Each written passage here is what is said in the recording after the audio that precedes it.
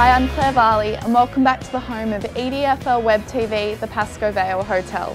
This season, we'll be coming to you weekly right here on the EDFL YouTube channel, so make sure to subscribe to keep updated with all our videos. It's been another action-packed week of EDFL footy, so let's jump straight into the discussion. Thanks, Claire. Yes, we're at the Pascoe Vale Hotel this week, the home of EDFL Web TV. Pellizzeri joined by Adam Russell and Saricaoglu. And guys, it's great to have you back here at the Pascoe Vale Hotel. Yeah, I think it's been a while, Teo. We've been out at the clubs, but we're back here at the Pascoe Vale Hotel. And after filming today's show, we might just get stuck into some lunch, and we might even invite Adam Russell along as well. I think it's your first time here, isn't it? Yes, it is. It's good to be down here at the Pascoe Vale Hotel. Well, certainly a great venue to come and enjoy lunch or a dinner as well. And the Sunday sessions, don't forget about them every Sunday evening. But we need to get stuck into some EDFL football in the Strathmore Community Bank Premier Division. We thought there was a big three heading into the weekend. Well, maybe there's only a big one. Aberfeldie with a dominant win up at Section Road against Greenvale. We were trying to talk up maybe a nervous moment in the last quarter as Greenvale tried to come back from a long way down, but ultimately Aberfeldie kicked away one last time. And Adem Saricaoglu, it really was a show of strength from the competition's leader. Might be appropriate that the majority of their jumper is sky blue, Teo, because there is some daylight between Aberfeldie and the rest of the competition right now.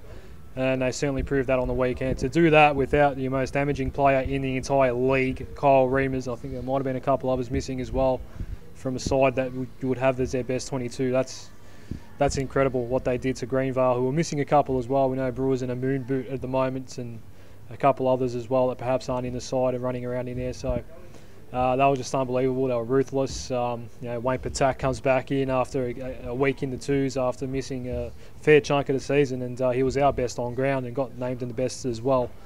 That depth down at Clifton Park right now is absolutely unbelievable, and they proved it again on the weekend. And Adam Russell, Victor Carboni kicked a handful of goals, then had to leave the game with concussion. Brock McLean was out with a leg injury reasonably early in the match, and Aberfeldie, they didn't lose their stride. They still powered away to what was a very impressive win. Yeah, it was definitely a credit to Aberfeldie to get the job done so comfortably with those sort of the injuries they had and the players they had out. But as Adem Saricaoglu mentioned, Wayne Patak, to bring a quality player like that back into the squad really shows how far ahead they are of the competition.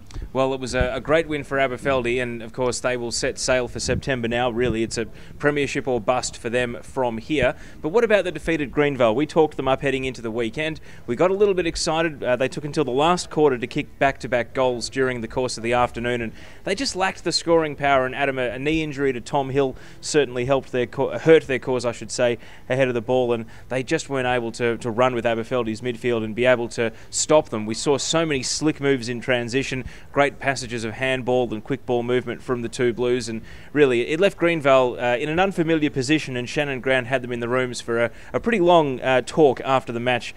We don't know if it was home truths or whether it was maybe just reassessing where they were at as far as a comparison to Aberfeldie, but they got a bit of a rude surprise up at their home ground to be beaten that convincingly. Yeah, he's known as a bit of an orator, he's Shannon Grant, and certainly, I don't know if that's protocol post-game to have that debrief with the players, but it was certainly a lengthy one. We were hoping to speak to him. Unfortunately, we were off air by the time they came out. But for mine, they'll just, you line up these two sides and how many gun players are on each side, and Aberfeldie just simply had too many in the end for Greenvale, too many playmakers, and basically 1 through 22 really, really quality players down at Aberfeldie on the weekend. But for Greenvale, perhaps not enough contributors, and a lot of good players in there, to Marix and Nick Lower and all these guys, but that lower end of that best 22, not up to it with Aberfeldie at the moment. Well, Aberfeldie very impressive in the win. As Adam mentioned, we were off air before we were able to grab anyone from the Greenvale camp to come up to the commentary box, but we will hear from the winners, starting with their coach Adam Potter and the Sportsmoves best on ground, Wayne Patak. We felt that they'd been in just as good as form as what we've been in. If you look at their results over the previous 6 or 7 weeks, they've been, the margins that they're beating sides by are very similar to ours. So we didn't expect it, but we knew if we brought our A game down here that, we'd be able to put them under pressure. And to our credit, I thought, you know, the way we, particularly our defence held up, and then we're able to move the ball really effectively going inside 50. We gave ourselves real good opportunities to put a score on the board. Probably a bit indirect, but, you know, really pleased with how it turned out. Yeah, I guess losing Brock early in that first quarter, we had to manage our rotations right throughout the day, and then young Victor Carboni, concussion, copped a head knock. He went off as well. So we're down to 2 on the bench, and then Jess Laurie was struggling to run the game out as well. So yes, we were concerned they kicked 2 in a row and it got back, but it shows a little bit about what our group are trying to achieve this year. They're really driven. They take ownership out in the ground. You know, Luke Davis and Josh Toy down back just rally the troops and bring them together. And I thought, you know, they hardly had a rotation in that last quarter, so I thought they were terrific with how they managed that. Yeah, look, and you had Cole Remus to that, and Angus Graham will probably play next week. So, you know, we're in a good position, and you know, I think we've played 35 or 36 players, you know, right across the list. So, yes, we definitely had some good depth, and there's definitely pressure on. And, you know, having Wayne and Brad Vassell back today, I thought they were both important at times. They're strong bodies around the midfield, and they just, you know, give us that extra rotation with Cabillo, Blackwell and others in there. So, yeah, really pleased with how Grubb's come back, and obviously Brad as well. And it was great to see Gareth Phillips also get through. He's had a horrid run with injuries, and it's great for him to get through that game. Yeah, because it's the shoulder, I've actually been able to do the majority of training each week. It's just the match side of things I haven't been able to do until, yeah, obviously last week, first game, seems to be always against Strathmore. I come back through the reserves. But, yeah, Potts was just happy that I actually got through last week, and that's what he was more concerned about, just how my body's feeling and how it's holding it up. And, yeah, we got through well and had a good win last week, and then I was just actually, you know, pretty happy to get a game this week, coming into a team that hasn't lost the game, and, you know, there's obviously not going to be too many changes, so just happy to, you know, be out there and be amongst it again. I look forward to these games a lot more than I would, you know, the games where we're pretty positive that we're going to, you know, win. Favourites, so these games, you know, it's been my whole career, I think. It's just, I enjoy getting up for the big games, and, you know, I look forward to it, and it's a good challenge, and it really shows where, you know, you're at as a club and individually, and, you know, it's a good sign today, just seeing everyone playing their role, and we knew that if everyone sort of, or more than half beat their opponent, then we're going to win the game, and I think today we had that. I think, yeah, we're just gelling very well together at the moment, and sort of no one's getting ahead of themselves, and I think that's where Potsy's so good, because, you know, he sort of keeps everyone in line, and, you know, we're all on the same page sort of thing, and I think that's why we should keep it going. The Sportsmoves best on ground Wayne Patak there, and if you want to hear the full versions of both those interviews, jump on to the EDFL YouTube channel. The podcast is an abridged version this week, but we also have a couple of guests from the pre-game show, Luke DiPietro from Maribyrnong Park, and also the Taylors Lakes coach Sam Tankard, who were good enough to join us as part of EDFL Radio Preview. All right, the two Adems, let's jump into the top 5 talking points of the week elsewhere around the league. We did come into the weekend with a big 3. We leave with a big 1, and another of the reasons for that is that Pascoe Vale have been the first top 3 team to drop a game to a team in the bottom 7, and Avondale Heights are making their move to charge back towards the top 4. Big 1, big 3. At the start of the year, Taylor was a big 4, and Avondale Heights was a part of it, along with the current top 3. And for that reason, we shouldn't really be too surprised, I think, by the result on the weekend.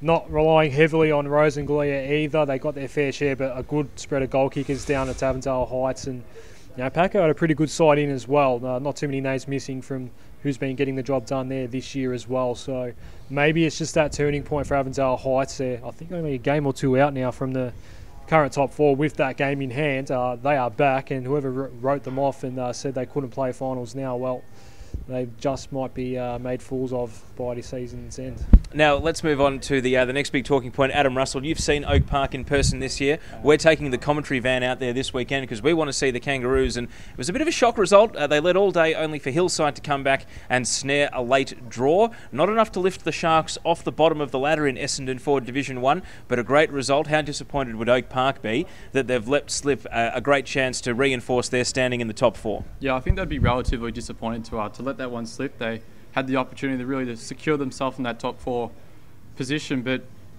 I think credit to Hillside. You know, a lot of people wrote them off, and I think to get that performance out and to get some points on the board, it wasn't a win, but it is a draw, and I think they can build on that looking forward into the season. And Adem Saricaoglu, just last week we were highlighting how much worse Hillside's percentage was than the rest of the league, and the great thing about a draw is, unless you have another one, or someone else has a draw, it takes percentage out of the equation. So as valuable as a win would have been, they have managed to break the losing streak, and maybe it is a sign that they can compete with the likes of Taylors Lakes, Glenroy.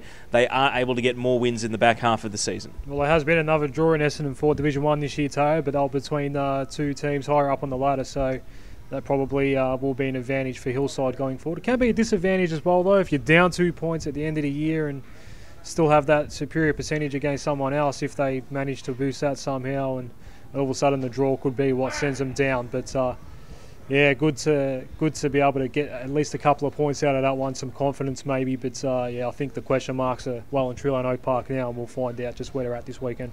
Back in Premier Division, and Adam Russell, you and I were both pretty confident that Strathmore would be able to beat Maribyrnong Park. I then flip-flopped and tipped Maribyrnong Park in the record, so credit to you. You stuck the course and you backed Strathmore to turn it around, and I do believe you actually said against Maribyrnong Park would be the week that they turn their season around and kickstart the back half of the year. They won by 7 goals in the end, kicking away in the final term. Matt Little back from Essendon VFL, very valuable for Strathmore. What do you think from here? Who is going to finish fourth? Is it going to be Keilor, Marby, Strathmore or Avondale? And have the Moors now raised their hand to be part of the mix? Well, I definitely think it's going to be Strathmore playing that in that fourth position. I gave them a lot of confidence going into this clash against Marby Park, and luckily they didn't make me look silly.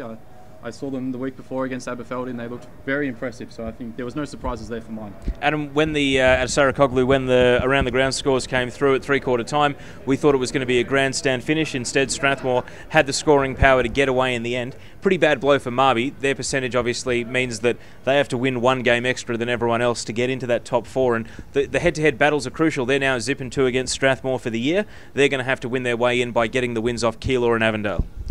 Yeah, and they should fancy themselves pretty good chances in those games. And I think I mentioned a comment about top Big 4. I forgot to mention Strathmore, Tail. It's probably a Big 5, so apologies to everyone down at the Moors. I completely ignored the reigning Premier.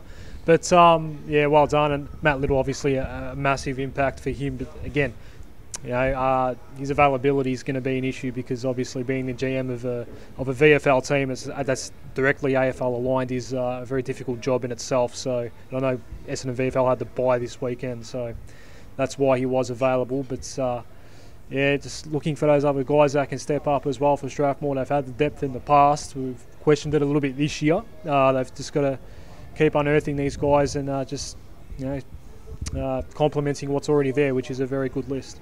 Now, our other top talking points of the week come from Strathmore Community Bank Division 2, and sadly, for the neutral, there was a 300-point margin. Hadfield absolutely dominating Burnside Heights. On the pre-game show, we thought we were being realistic when we thought the margin would be somewhere between 180 and 220. Sadly, it was almost that bad at half-time, and as much as Hadfield will be thrilled, I mean, they had 3 guys kick double-figure goal tallies. Everyone sort of got in on the act and got to boost the confidence and have a good run out. Burnside Heights are just in absolute shambles at the moment, and we keep talking about how well run they are off the field, how good a junior setup they have, how they've put themselves in a position for future success, but in the short term right now, their senior team really, you know, needs some help and needs to turn it around. They have East Sunbury this weekend. It's always a big occasion for the club because they see it as a winnable game, but their form line coming in couldn't be worse. And really, it's quite frustrating because you see so many things being done right there, but the senior footy is what so many people look in from the outside and judge a club on, and right now there's not much there to like. And that's the important thing to keep in mind down at Burnside Heights as well.